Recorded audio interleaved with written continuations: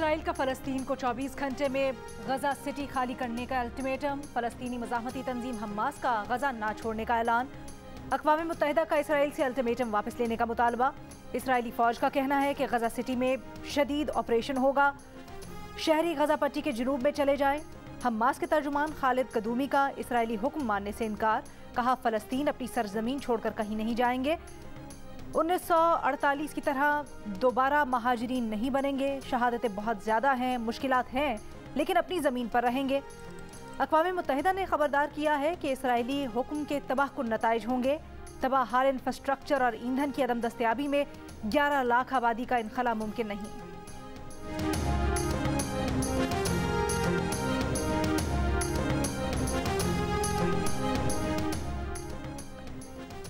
Israel की गजा की सरहद पर ज़मीनी हमले की तैयारी। फौजी भारी तोपखाने और टैंक जमा किए जा रहे हैं। हमास का किसी भी जारहियत का मुंह तोड़ जवाब देने का ऐलान। इसराइली मीडिया के मुताबिक गजा के करीब नहल में हमास की जानिब से ड्रोन हमले का खदशा है। इलाके में ड्रोन अलर्ट्स बजा दिए गए। इसराइली बमबारी से गजा शहर मलबे का ढेर बन गया। मलबे तले दबे शख्स की वीडियो सामने आ गई। निकालने के लिए भारी मशीनरी दरकार। लड़ाई में अब तक 500 बच्चों समेत 1500 से ज़ायद फ़लस्तीनी जाम बहक और 1300 से ज़ायद इसराइली हलाक हो चुके हैं। इसराइली फ़ौज ने अब तक इसराइल पर हमास के हमलों में 258 इसराइली फ़ौजियों की हलाकत की तस्दीक की है।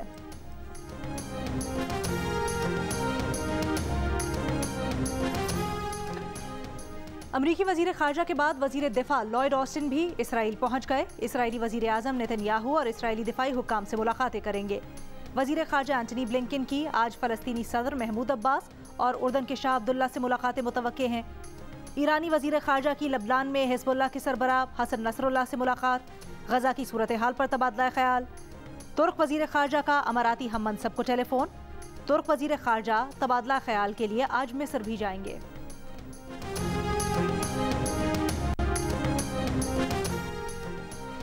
दुनिया भर की तरह पाकिस्तान में भी मजलूम फ़लस्तीनियों के हक़ में मुजाहिरे जारी।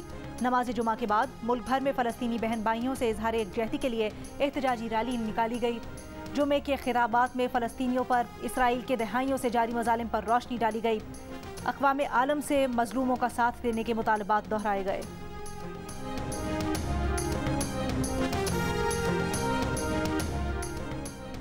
सियालकोट में मस्जिद के अंदर फायरिंग करके 2 अफराद को शहीद करने वाले मुल्जिमान पकड़े गए। आईजी पंजाब उस्मान अनवर की प्रेस कॉन्फ्रेंस। कहा क्राइम सीन से वाक़े में बैरूनी हाथ के मुलव्विस होने के शवाहिद मिले। मुल्जिमान को 24 घंटे में ट्रेस करके गिरफ्तार किया गया। आईजी पंजाब ने बताया कि पाकिस्तान में हुए इस दहशतगर्द हमले की मनसूबाबंदी दूसरे मुल्क में की गई। तहकीकात जारी हैं। अगली प्रेस कॉन्फ्रेंस में अमन दुश्मन मुल्क का नाम बताएंगे। दहशतगर्दों और उनके सहूलतकारों को दुनिया के सामने बेनकाब किया जाएगा।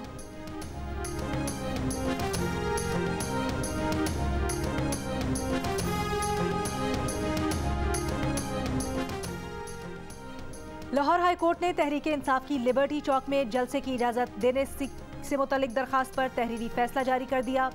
जस्टिस राहील कामरान शेख ने एक सफ़े पर मुश्तमिल तहरीरी फैसले में लिखा कि सरकारी वकील के मुताबिक डीसी लाहौर के हुक्म पर लिबर्टी चौक में जलसे की इजाज़त मुस्तरद की गई। दरखास्त गुजार किसी और मकाम पर जलसे की दरखास्त दे सकता है। मज़कूरा यकीन दहानी पर दरखास्त निपटाई जाती है। दरखास्त गुजार मुतबादिल जगह पर जलसे की दरखास्त देता है तो कानून के मुताबिक 72 घंटों में फैसला किया जाए।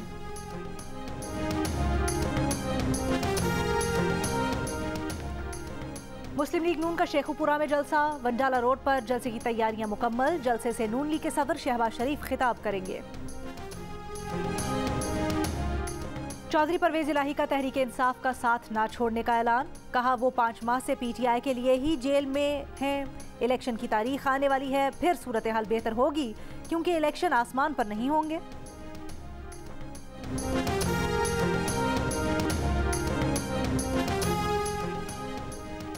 MQM पाकिस्तान के रहनुमा मुस्तफ़ा कमाल का कहना है MQM जितनी ताकतवर आज है माजी में कभी ना थी।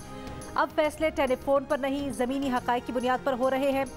हज़ारों मील दूर बैठा शख्स फैसले नहीं कर रहा बल्कि ज़मीन पर मौजूद लोग कर रहे हैं।